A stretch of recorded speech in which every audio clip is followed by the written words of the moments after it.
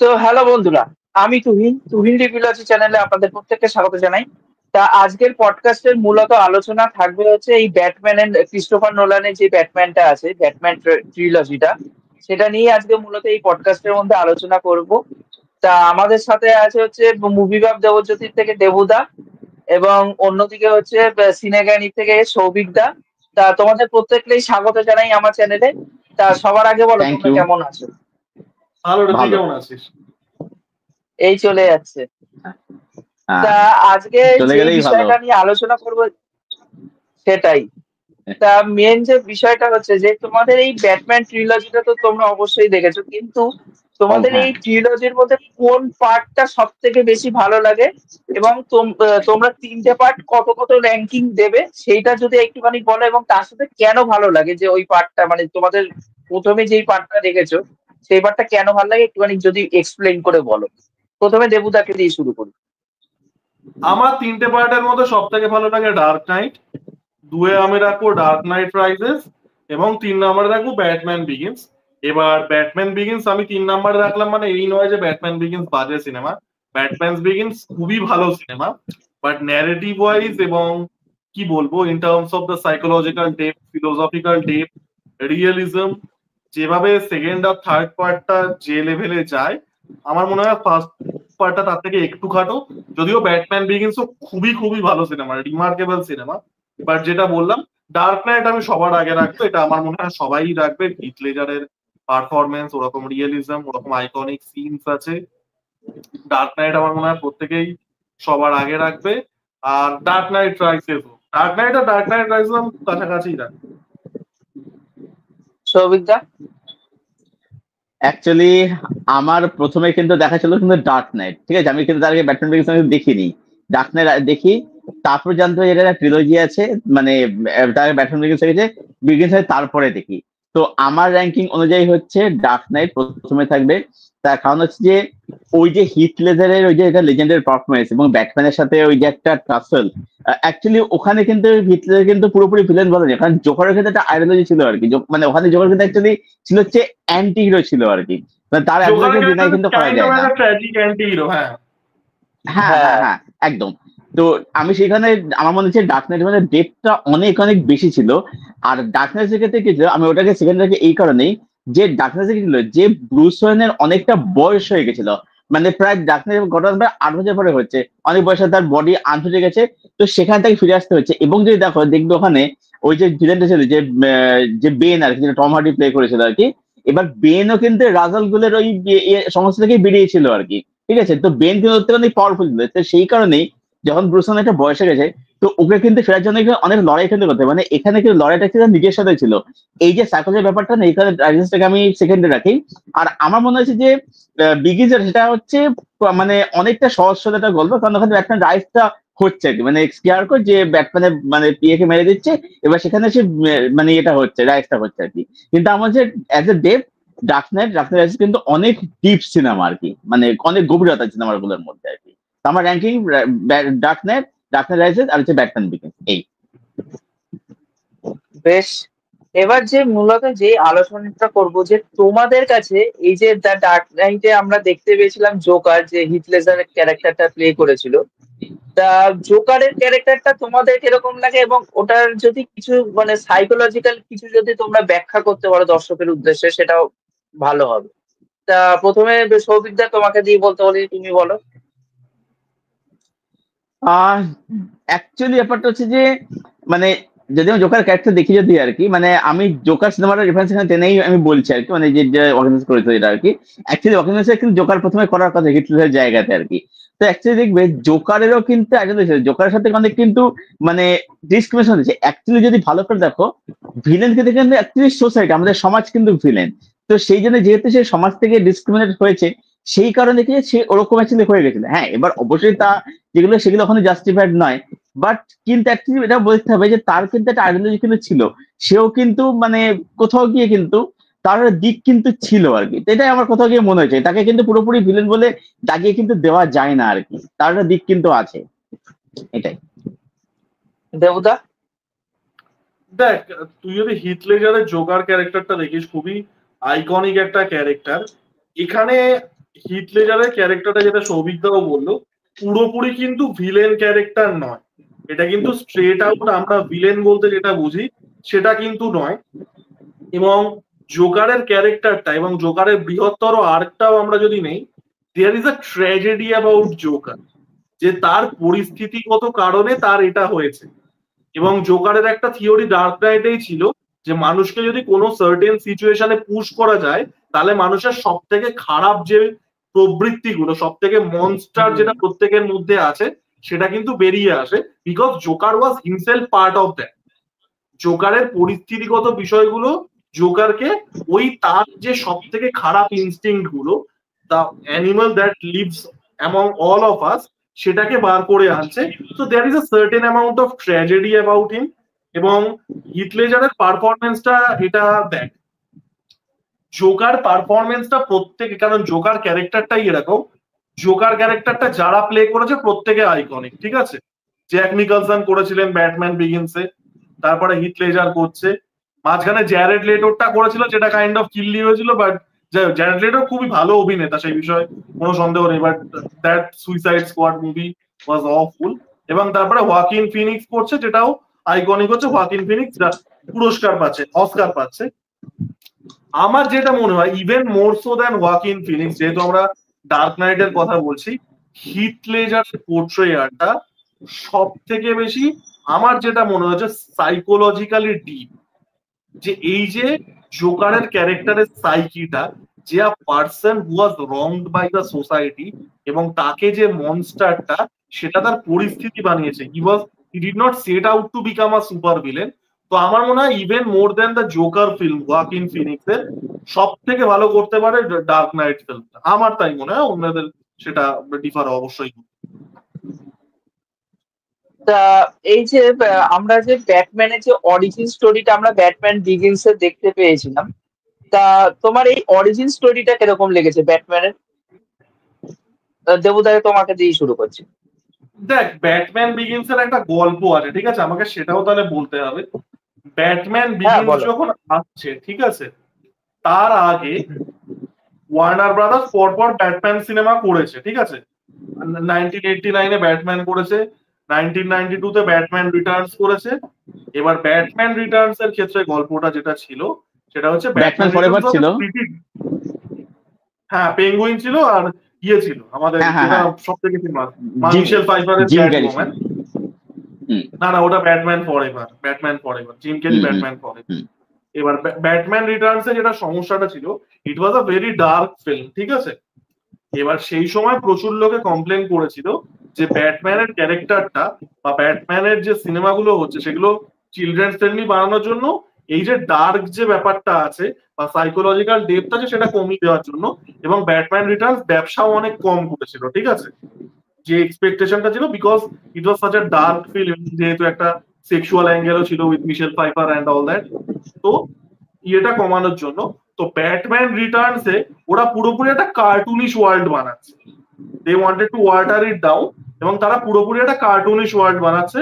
এবং তারপরে ওই ব্যাটম্যান ফরএভারের সূত্র ধরেই ব্যাটম্যান এন্ড রবিন আছে, যেটা মানে which is one of the worst films of all time, যেটাতে জর্জ ক্লুনি ব্যাটম্যান হয়েছে। আর ব্যাটম্যান ফরএভারে ব্যাটম্যান হয়েছিল হচ্ছে আমাদের আমাদের ভ্যাল কিলমার, সদ্য মারা গেলেন ভ্যাল কিলমার, রেস্ট ইন পিস। এবং জিম ক্যারি যেটা বলছিল, জিম ক্যারি হয়েছিল টু ফেস। তো ব্যাটম্যান ফরএভারও খুব সাকসেসফুল হয়নি, এবং ব্যাটম্যান এন্ড রবিনও চলেনি। এবং ব্যাটম্যান এন্ড রবিন মানে it is considered one of the worst films of all time. এবার ক্রিস্টোফার নোলান যখন ব্যাটম্যান, এবং সেটা হচ্ছে 1997 এর কথা, ঠিক আছে। এবার ক্রিস্টোফার নোলান যখন ব্যাটম্যানটা বানাচ্ছে, তাদের কি করতে হতো, লাস্টের দুটো সিনেমা ঝুল ছিল, they wanted to do something radically different, ঠিক আছে। তো তারা ব্যাটম্যানের যে অরিজিনাল অ্যাকচুয়ালি যে একটা ডার্ক টোন, একটা সাইকোলজিক্যাল রিগার, একটা মরাল গ্রে এরিয়া, ওই জিনিসগুলো ফিরিয়ে আনছে। ক্রিস্টোফার নোলান যেটা করেছিল, বিকজ ব্যাটম্যান ফরএভার এবং বিশেষ করে Batman and Robin was such big flops, এবং এত পরিমাণে ক্রিটিসিজম হয়েছিল ওরকম কার্টুন মার্কা টোনের জন্য, they needed to take Batman back to its origin, একদম যে সাইকোলজিক্যাল যেটা বললাম মরাল গ্রে এরিয়া এবং সাইকোলজিক্যাল ডেপথ, তো ওই অ্যাপ্রোচে বানানো সিনেমাটা অ্যাকচুয়ালি তো সিম্পলিস্টিক একটা cinema, it's a super hero origin film, but ট্রিটমেন্টটা যেটা ছিল, ইট টুক সুপারম্যান বলছি, Batman back to its origin. তো একটা জেনেরিক, কি বলবো, একটা generic super hero origin story হওয়া সত্ত্বেও, কারণ ব্যাটম্যান বিগিনস এর কিন্তু সেই ইন্টেলেকচুয়াল ডেপথটা বা সেই সাইকোলজিক্যাল নেই। রিগালটা নেই যেটা ডার্ক নাইটে আছে, এটা সবাই স্বীকার করবে। ব্যাটম্যান বিগিনস যেটা করতে পেরেছিল, ইট টুক, মানে এটা ব্যাটম্যানকে ব্যাটম্যানের অ্যাকচুয়াল ফর্মে নিয়ে যেতে পেরেছে after the cartoon Batman Forever and Batman and Robin.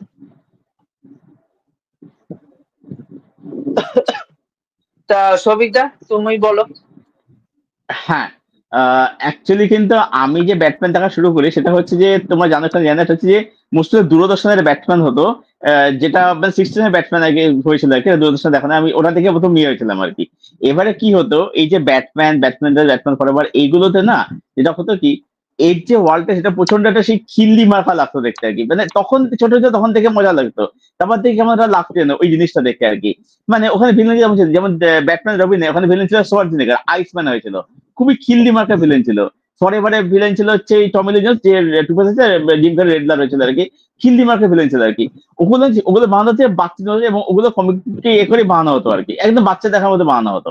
সেই জায়গায় দাঁড়িয়ে মানে অ্যাকচুয়ালি কিন্তু ব্যাটম্যান আমাদের কিন্তু একটা সিম্পল একটা গল্প ছিল, একটা সুপার, একটা আন্ডারডগ, একটা সাধারণ ছেলে, সে কি করে একটা সুপার হিরো হয়ে উঠছে, মানে একটা ভিজিল্যান্টি হিরো হয়ে উঠছে আর কি, তার একটা অরিজিনাল গল্প ছিল। কিন্তু সেই সিম্পল গল্পটা নয়ন যাবে বলেছিল, যেরকম ম্যাচেস হ্যান্ডেল করেছিল এবং যেরকম ইন্টেন্সিটি ছিল, সেই কারণে কিন্তু ব্যাটম্যান কিন্তু বলতে গেলে মানে এই যে ব্যাটম্যানের জন্মের মধ্যে একটা নতুন একটা অরা, একটা যুগের একটা জন্ম দেয়, একটা যুগের সূচনা করে আর কি, আমার এটাই মনে হয়েছে আর কি, এবং সেই কারণে এটা লেজেন্ডারি হয়েছে আর কি। মানে এই জিনিস কিন্তু আগেও দেখানো হয়ে গেছে, ব্যাটম্যানের কিন্তু মানে ওই সেম কাইন্ড সেম গল্প ছিল, যদিও মানে আলাদা ছিল আর কি, কিন্তু সেই জিনিসটা নোলানকে অনেক ভালোভাবে কিন্তু অনেক ম্যাচুরিটি জিনিসটা কিন্তু হ্যান্ডেল করেছে বিষয়টাকে আর কি, এটাই। কিন্তু তোমরা যদি একটা জিনিস ভালো করে লক্ষ্য করে দেখো, যে এটা অ্যাকচুয়ালি তো super hero film, Christopher Nolan যেটা ব্যাটম্যান ট্রিলজিটা বানিয়েছে, কিন্তু ওটার মধ্যে কিন্তু অ্যাকচুয়ালি ক্রাইম ড্রামাটার দিকেই কিন্তু বেশি ফোকাস কিন্তু করেছে। তিনটে সিনেমা যদি ভালো করে লক্ষ্য করো, যে তিনটে সিনেমার মধ্যেই কিন্তু এই ক্রাইম ড্রামা জিনিসটাই কিন্তু দেখা যাচ্ছে, যে শহরের ভিতর ক্রাইম হচ্ছে সেই জিনিসটাকেই চেস করছে কোথাও না কোথাও এই ব্যাটম্যান আমাদের ক্যারেক্টার। চলো বলছি যে তোমার এই ব্যাটম্যানের, ঠিক আছে, এই যে ব্যাটম্যানের এতগুলো বেরিয়েছে, যে তোমার কি বলে, অন্য বেন অ্যাফ্লেক আমাদের ব্যাটম্যান করেছে, ক্রিশ্চিয়ান বেল আমাদের ব্যাটম্যান করেছে, এবং অন্যদিকে রবার্ট প্যাটিনসনের ব্যাটম্যানটাও আমরা দেখেছি। তা তোমাদের মধ্যে বেস্ট ব্যাটম্যান কি? দেবদা তুমি বলো।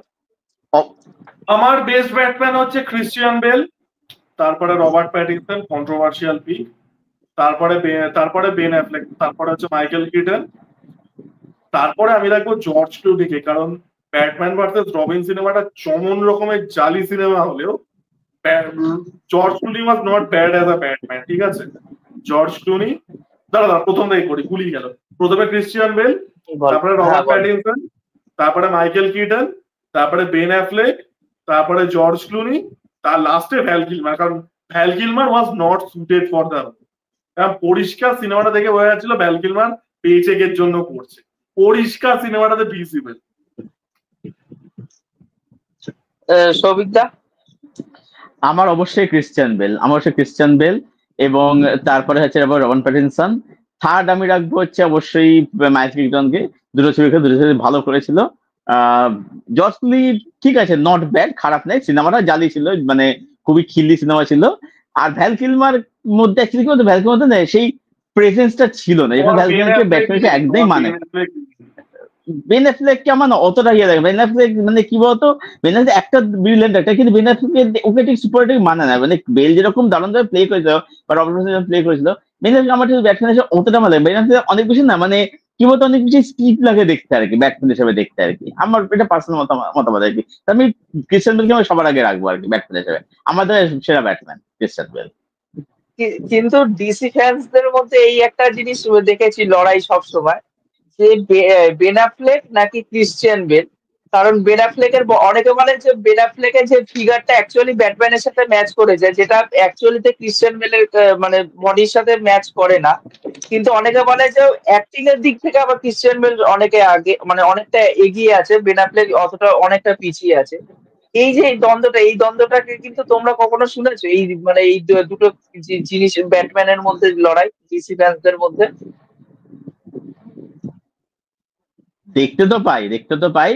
তবে আমি একটা কথা বলবো যে হ্যাঁ দেখো, ব্যাপার হচ্ছে যে একটা হচ্ছে মানানো শরীরে মানে শারীরিক স্ট্রাকচারের সাথে, আর একটা হচ্ছে পারফরমেন্স, অভিনয়, তার প্রেজেন্স। তো ক্রিশ্চিয়ান বেলের প্রেজেন্স কিন্তু অনেক বেটার ছিল আর কি, এবং অবশ্যই ক্রিশ্চিয়ান বেল কিন্তু মানে সেটা কিন্তু ও কিন্তু খেটেছে, মানে ও কিন্তু ফিজিকটা তৈরি করেছিল ব্যাটম্যানটা করার জন্য আর কি। বেন অ্যাফ্লেক অটোমেটিক্যালি ছিল, বাট কি বলতো বেন অ্যাফ্লেককে দেখে না কোথাও গিয়ে মানে একটা ওকে খুব দেখে খুব স্টিফ লাগে দেখতে, মানে কাইন্ড ওটা আমার রোবোটিক লাগে দেখতে আমার বেন অ্যাফ্লেককে। বেন অ্যাক্টর ব্রিলিয়ান্ট, সেটা নিয়ে কথা নেই, বাট ওকে ব্যাটম্যানের কোথাও আমি ইয়ে করতে পারি না আর কি, মানে এটা আমার পার্সোনাল ওপিনিয়ন, এটা আমি বললাম আর কি। কিন্তু আরেকটা জিনিস, এখন ডিসির যে অবস্থাটা হয়ে গেছে, এখন ডিসির দিকে যদি ভালো করে তাকাও, ডিসির কিন্তু এখন মানে সেইভাবে কিন্তু সিনেমা ওদের বক্স অফিসে কিন্তু চলছে না। ওদের কিন্তু রিসেন্টলি সুপারম্যান সিনেমাটা আসছে। তা সুপারম্যান সিনেমাটা নিয়ে তোমাদের কি বক্তব্য আছে? এটা কি বক্স অফিসে ওয়ার্ক করবে না ওয়ার্ক করবে না? দেবুদা তুমি বলো। দেখ, last out and out hit cinema সুপারম্যানের 1980-তে এসেছিল, ঠিক আছে, and that was Superman 2। Superman 3 বা সুপারম্যান 4 ক্রিস্টোফার রিভের বক্স অফিসে ওয়ার্ক করেনি। তারপরে এসেছিল সুপারম্যান রিটার্নস 2004 সালে, যেটা বেসিক্যালি একটা আর্ট ফিল্ম ছিল, একখানা অ্যাকশন সিন ছিল শুরুতে। It was not a superhero film. এবং তারপরে 2013 সালে আসছে ম্যান অফ স্টিল, যে সিনেমাটা অ্যাকচুয়ালি তো ভালো সিনেমাটা পোলারাইজিং, আমার পার্সোনালি ভালো লাগে। বাট ম্যান অফ স্টিলও পোস্ট একটা অ্যাভেঞ্জার ওয়ার্ল্ডে এসেছিল, যখন সুপার হিরো ফিল্ম 1 বিলিয়ন ব্যবসা করা শুরু করে দিয়েছে। তার আগে আগে আয়রন ম্যান 3 এসেছিল, ম্যান অফ স্টিলের আগে 1.3 বিলিয়ন ব্যবসা করেছিল। অ্যাভেঞ্জার 2012-তে এসে 1.5 বিলিয়ন ব্যবসা করেছিল। তো সেখানে সুপারম্যানের যে মানে সুপারম্যান না ম্যান অফ স্টিলের যে 660 বা 670 মিলিয়ন যে বিজনেসটা ছিল, এটা কিন্তু মানে it was successful at the box office but underperformer. Even তারপরেও যে দুটো সিনেমা সুপারম্যান ফিচার করেছে, একটা তো ছিল ব্যাটম্যান ভার্সেস সুপারম্যান, যেটা 850 বিলিয়ন ব্যবসা করেছিল। Everyone thought that they are going to cross 1 billion, হয়নি। এবং জাস্টিস লিগ তো ফ্লপ ছিল, সেটা আমি বাদ দিচ্ছি। হ্যাঁ, তো আমরা ওই সিনেমাটাও ভুল ছিল। হ্যাঁ, জাস্টিস লিগ সিনেমাটাও ঝুলছিল, তারপরে সেটা স্নাইডার কাট এলো, সেটা অন্যই গল্প, সেসব আমি যাচ্ছি না। The fact is Man of Steel কে আমি যদি বাদ দিই, কারণ ম্যান অফ স্টিলেরও আশানুরূপ বক্স অফিস হয়নি, ঠিক আছে। একটা আউটরাইট সাকসেসফুল সুপার হিরো মানে সুপারম্যান ফিল্ম শেষ এসেছিল 1980-তে, ঠিক আছে। তো জেমস গানের সুপারম্যানের কিন্তু যদি ব্রেক করতে হয়, তাহলে কিন্তু এই 45 বছরের সাইকেলটা ব্রেক করতে হবে। এবার দেখা যাক, কারণ ট্রেলারটা যে খুব বাস পেয়েছে তা না, নতুন যে সুপারম্যান আছে তারও যে খুব স্ট্রং রিসেপশন সেটাও না। আমার ট্রেলারটা পার্সোনালি ওকে ওকে লেগেছে, এবার দেখা যাক। তবে ডিফিকাল্ট, কারণ এখন কি বলতো, এখন শুধুমাত্র এই সুপারম্যানের সাইকেলটার কথা আমি বললাম না, এখন ওভারঅল একটা সুপার হিরো ফাটিক কিন্তু চলে এসছে।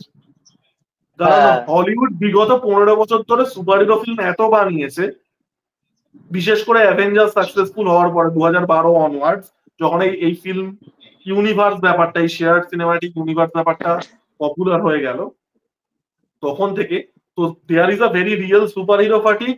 তারপরে যেটা বললাম, সুপারম্যান এখন আমেরিকান পপ কালচারে রেলিভেন্ট নয় অতটা।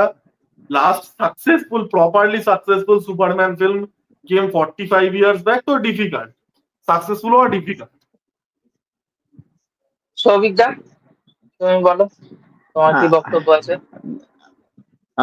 দেখো, সত্যি কথা বলতে আমার ট্রেলারটা কিন্তু ঠিকঠাকই লেগেছে।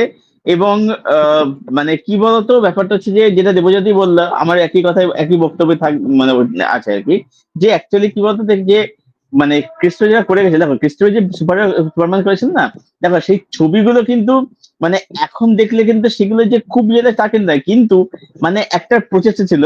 এবং তারপরে সুপারম্যান হিসেবে কিন্তু কাজ কিন্তু খুব কিন্তু কম হয়, সুপারম্যান কিন্তু এক্সপ্লোর কিন্তু করা হয় না। মানে আমার কমিক্স তো পড়েছে, অনেক পড়েছে আর কি, হিসাবে অতটা কিন্তু দিয়ে হয় না, এক্সপ্লোর কিন্তু করা হয়নি।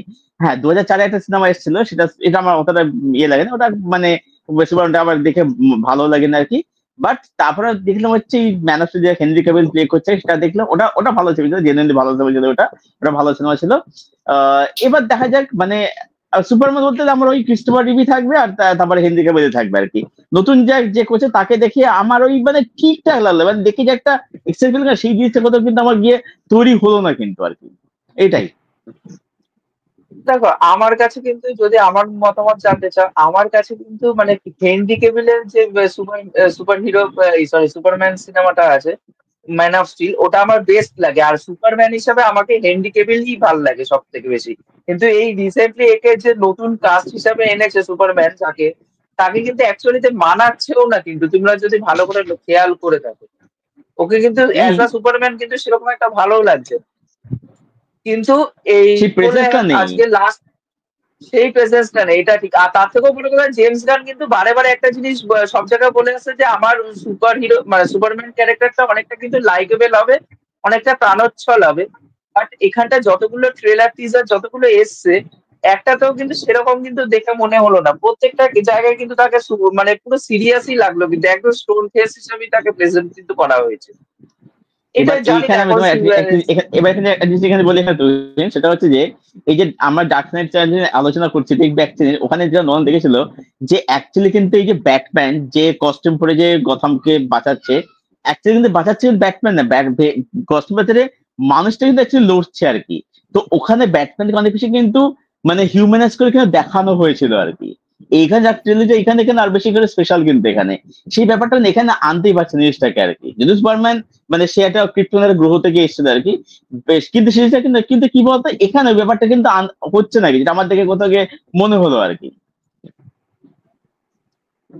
তা লাস্ট সবাইকে একটাই প্রশ্ন করতে চাই, যে এখন জিসির মানে জেমস গান হচ্ছে মেন মাথা, হর্তাকর্তা, বিধাতা। তা তোমরা এখন ডিসি যা অবস্থা এখন দেখতে পাচ্ছ, পুরোপুরি রিবুট করে দিয়েছে। এবার সেই জায়গা থেকে দাঁড়িয়ে আগামী 10 বছরের মধ্যে ডিসির অবস্থা কোথায় দেখছো? যে একেবারে মাটির তলায় মিশে যাবে, নাকি ডিসির ওঠার কোথাও না কোথাও চান্স আছে? সৌবিদ্যা তুমি বলো আগে। সুপারম্যান আসছে, সুপারম্যান যদি ভালো পড়ে দেখে সুপারম্যান কিরকম হয় তার উপর নির্ভর করছে আর কি। তারপর দেখা যাক বাকি তারা কি করে না করে। কিন্তু সুপারম্যান ফ্লপ হলে তো ডিসি তো মানে বলতে গেলে এমডি অবস্থা পারমানেন্ট থেকে আরো বেশি করে খারাপ, তারও মানে তলানিতে যাবে বলে আমার মনে হয় আর কি, সুপারম্যান যদি চলে যাবে আর কি। আর দেবুদা, দেবুদা? দেখ, হ্যাঁ, যেটা সৌভিকদাও বললো যে সুপারম্যানের ওপরেই মানে ওই যেটা বলে না যে মেক অর ব্রেক, সেটা কাইন্ড অফ নির্ভর করছে। আর দেখ, আমার এটা মনে হয় যে এই যে শেয়ার্ড সিনেম্যাটিক ইউনিভার্সের যে কনসেপ্টটা না, এটাও এটার এক্সপায়ারি ডেট ওভার হয়ে গেছে। এটা একমাত্র সাকসেসফুলি করেছিল হচ্ছে ইয়ে এমসিইউ, কনজিওরিং কাইন্ড অফ সাকসেসফুলি করেছিল, বাকি কেউই সাকসেসফুলি কিন্তু করতে পারেনি। এবং যেটা বললাম, the superhero fatigue has set in, এবং এই সিকুয়াল গুলো এখন ওয়ার্ক করছে না। তো এই ফ্র্যাঞ্চাইজেবল আইপি এই জিনিসগুলো কতদিন আর চলবে আমি জানি না। তো আমার মনে হয় শেয়ার্ড সিনেম্যাটিক ইউনিভার্স এই জিনিসটাই গোয়িং ফরওয়ার্ড খুব একটা ওয়ার্ক করবে না। ইন্ডিভিজুয়ালি সিনেমা আমরা আগে যেরকম দেখতাম, it would be reset to default, আমার তাই মনে হয়। দেখা যাক এবার কি হয়। এবার দেখ, আমাকে তো তোরা চিনিস, আমি অত তো মানে ফ্যান্ডাম ড্রিভেন নই। আমি সিনেমা আসলে আমি মুভি টু মুভি দেখি, মানে আমার ওই এই সিনেমাটার কন্টিনিউয়েশন, ওর সাথে এর connection, I am not bother. তো আমার ক্ষেত্রে আমরা সিনেমা টু সিনেমা দেখবো, ভালো লাগলে ভালো, খারাপ লাগলে খারাপ। না, কিন্তু আরেকটা জিনিস, সেইটা লাস্ট আমি জিজ্ঞেস করতে চাই, যে ডিসি না মার্ভেল, তোমার মানে এমনি অ্যাজ আ সুপার হিরো হিসাবে তোমার ডিসি সুপার হিরো ভালো লাগে না মার্ভেলের সুপার হিরো? বলো দেবুদা। আমার সিনেমার দিক দিয়ে দেখতে গেলে এমসিইউ তো এগিয়ে থাকবে। এমসিইউ, আমি শুধু আর ডিসিইউ আর এমসিইউ বলছি, এখানে আমি কিন্তু ক্রিস্টোফার হুম, নোলানের সিনেমাগুলো ধরছি না, ঠিক আছে? হুম, আমি শুধু হুম, ডিসিইউ, মানে যেটা ম্যান অফ স্টিল থেকে আর কি, এই যে অ্যাকুয়াম্যান 2 আর এমসিইউর মধ্যে, হ্যাঁ, এমসিইউ অনেকটাই এগিয়ে থাকবে সিনেমার কোয়ালিটির দিক দিয়ে, ক্রিস্টোফার নোলানের আর সিনেমাগুলো বাদ দিলে। হ্যাঁ, আর সৌভিকদা? আমার অবশ্যই এমসিইউ এগিয়ে থাকবে, তার কারণ হচ্ছে যে এমসিইউ এর যে সিনেমাগুলোর মধ্যে আমি এখন আগের সময় কথা বলছি, সেখানে কিন্তু দেখবে ক্যারেক্টারের মধ্যে আর্ক, ইমোশনস এইগুলো কিন্তু অনেক বেশি এখানে এক্সপ্লোর করা থাকতো। ডিসির মধ্যে আমি কিন্তু এখানে এই ব্যাটম্যান ট্রিলজি আর ট্রিলজি আর হচ্ছে ম্যান অফ স্টিল গুলো বাদ রেখেই বলছি আর কি। ডিসির আদার্স না অনেক বেশি কিন্তু ডার্ক, সেখানে কিন্তু ইমোশনাল কোশেন্ট কিন্তু খুবই কম থাকে, যেখানে মার্ভেল অনেক বেশি কিন্তু সহজে কানেক্ট হয়ে মার্বেল অনেক বেশি কিন্তু এগিয়ে থাকবে আমার কাছে অন্তত আর কি, এটাই কারণ আর কি। ঠিক আছে, আজকের এইটুকুনি আলোচনা রইলো। মূলত ডার্ক নাইট ট্রিলজি এবং তার সাথে সাথে ডিসির কিছু টুকটাক আলোচনা করলাম আজকে। তা যদি আমাদের এই পডকাস্টটা ভালো লেগে থাকে তাহলে অবশ্যই নিচে কমেন্ট করে জানাবেন যে আপনাদের এই পডকাস্টটা কেমন কি লেগেছে। আর প্রত্যেকের চ্যানেল অবশ্যই সাবস্ক্রাইব করবেন। মুভি ভাব দেবজ্যোতি খুব ভালো অ্যানালিটিক ভিডিও বানায় নিজের চ্যানেলে, অবশ্যই তার চ্যানেলটা ঘুরে আসবেন এবং তাকে সাবস্ক্রাইব করে সাপোর্ট করবেন। অন্যদিকে হচ্ছে আমাদের সিনেগানি সৌভিকদা কিন্তু মানে আমরা কিন্তু সিনেমা খুব কম দেখি, কিন্তু সৌভিকদা অনেক বেশি সিনেমা দেখে, কিন্তু সেই আন্দাজে কিন্তু অ্যাপ্রিসিয়েশন পায় না, ভিউজ কিন্তু সেইভাবে আসে না। আমাদের থেকে অনেক বেশি সিনেমা থেকে সৌভিকদা। এবার সেই জায়গা থেকে দাঁড়িয়ে সৌভিকদার চ্যানেল অবশ্যই ঘুরে আসতে পারেন, চ্যানেলের নাম সিনেগানি, এবং চ্যানেলটি সাবস্ক্রাইব করে পাশে অবশ্যই থাকবে। তাই এখনকার মতন টাটা, বাই।